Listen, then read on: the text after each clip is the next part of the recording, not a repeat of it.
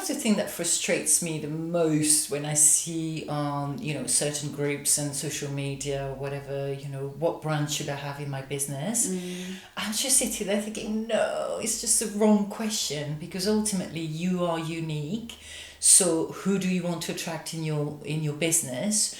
And it's not down to everyone else to kind of decide, I guess. Yes. Yeah. I mean, that's absolutely right. No one else can work it out for you. And I think it depends on your positioning in the market, what your values are in terms of, we've got a client who has British brands. Are you vegan led? Do you want that kind of all holistic approach? So it very much depends on what you're offering, and then you start to drill down what brands you want to look at then. And I think it doesn't hurt to be original. It equally doesn't hurt to have a brand that's well known as well, to draw in people that are after that brand for a certain reason. But at the same time, I think it's quite nice to be that little bit different, do your own research, choose it for the right reasons, not just because a group of people have sort of said this is brilliant, have this, although that's fantastic as well. It's great to get ideas. No, I get that and I understand that, but I think it's to me is, and obviously it's like you said, it's getting ideas, it's knowing what's out there, so that's absolutely the right way forward in some respect. But you should do an analyze where, okay, again, it goes back to the why, the USP. Am I going to be the person the salon that's got a brand that's exclusive to the area, in which case that's a big USP. Who do I want to attract? The bottom line is that.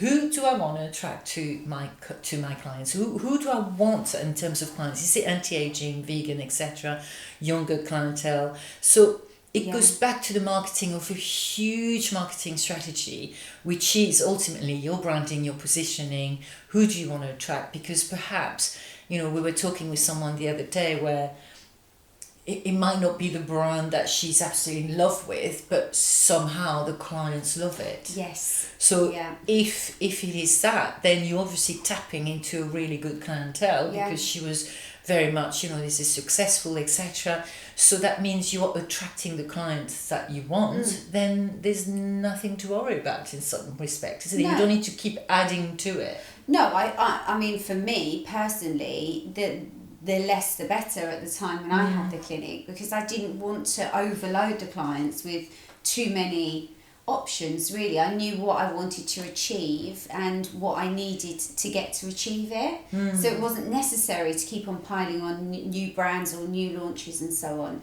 But I also think it's very interesting at the moment. A lot of our clients are talking about white label products, creating your own product to kind of coincide. I mean, you've got a client you work with quite regularly who's created their own ingrown hair serum. And then we know another client who's maybe bringing in products from America on a white label. I mean, there's always a cost behind that, of course, and is it a necessity within the business? Will it drive more revenue? Does it give your business that level or that that bespokeness that you're wanting, and so on? But that's definitely worth a thought process as well. I mean, ultimately, is it sitting with the existing brand that you have, isn't it? Because it's a bit of a danger zone that you're bringing in your white label, etc., and people don't know it, so there's no PR behind it. So you've got to really think about, have I got a main brand that's actually, got the whole PR and everything else around it, and can I bring in my brand that's not going to cannibalize the rest of the other brand? I think that's very important. I mean, we do have some salons that are very much a boutique, a retail boutique as much. And I'm thinking of someone who's got about 10 different brands in a boutique. It really works for her. Yes. And it really... If you're positioned in that way. Yeah, and it really works in the sense that every brand has a meaning to what she's doing in terms of the treatments, etc., without being too extensive either. Some of the things are more gifty, but again, it's going back to, if you want to create more of that boutique element, then how do you positioning within the area, isn't it? No one else is going to give you that answer but you, in a way. Yeah. And the marketing around it and the branding around it, to me, is so important. But when you go back to you knew where you were going, isn't it, with your salons? You went from lashes to nails to skin. Exactly. So what made you choose the brand you got? I mean, the skin brand, I very much took my time over that, and I did my research. I definitely looked at a lot of the popular ones, but no, I wasn't willing or ready to just take on a brand because it was popular or because, you know, other salon owners, you know, liked it. I needed to find that's something that I felt I believed in order to be able to drive it forward. And eventually I did with a Spanish brand, actually, and I just fell in love with it. I fell in love with the products and what we were able to achieve, and that's why I took that brand on. So I didn't listen to any noise. I just knew what I wanted to achieve. And then I found the brand to fit with what I wanted to achieve.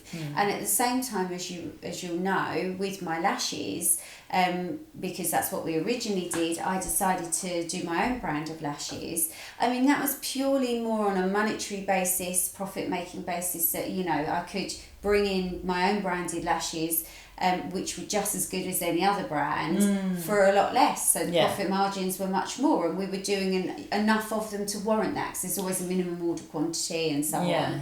And that's why I decided to do that. But yeah, every brand that I bought on was driven by what I wanted to do, what the demand was in the business, and then the research behind it, and what I found would then fit with what we wanted to achieve, basically. Yeah, so the thought process is very much onto you as a salon owner, you as an owner, thinking it goes back to where do I want to go, who do I want to attract, isn't it, ultimately? But then also there's an element as well of, I feel, you know, when we're talking about signature treatments, so we're talking to someone actually yesterday who has a very famous brow brand that's not supplied anymore in the UK. She's looking at another famous brow brand, which is going to be an extra cost. So she needs to warrant how many of brows she's doing. Does that warrant the training? Or should she be creating a signature brow treatment herself with her products, etc., that you could create? But ultimately it's kind of going back to, you know, is this making sense in the treatment menu? Is this making sense for the staff? Is this making sense on the financial level? And is it going to attract the clients? Are they actually coming for that particular brow brand? Or are they coming because you're amazing at brow? I think you've got to have a bit of an understanding, isn't it? Yeah, you need to know that, definitely. And maybe doing a bit of a questionnaire to your clients to find out. Do a questionnaire, you know, depending on how your website sits, you can do a bit of website analysis. Where's the traffic coming from? Are people Googling the branded brow, or are they Googling just brows? You know, there's different elements that you can look at, but you definitely need to put the research in, take your time, and then run with what sits right with you, not what sits right with somebody else. And who is it that you want to attract? I can't emphasize that enough. Because to me, if you are going to take a brand that's actually not talking to the clients you want to attract, then you're just going the other way around, isn't it? So definitely a branding and marketing strategy exercise, I feel, a lot more than, I'm just going to get that because it's cheap and they've got good support. I think it's beyond that. So all you have to do now is press the subscribe button and join us every week for an insight chat. And if you have any burning questions that we haven't yet answered, then just pop in the comments below or send us an email and we can include them in one of our weekly chats. And also we have started this amazing community of like-minded salon owners to join us on a monthly basis with our Insight Chat subscription. Yeah, on that chat as well, you'll also get access to lots of free downloads and content that can really support you in your business. And thank you so much for listening. And we'll see you next time.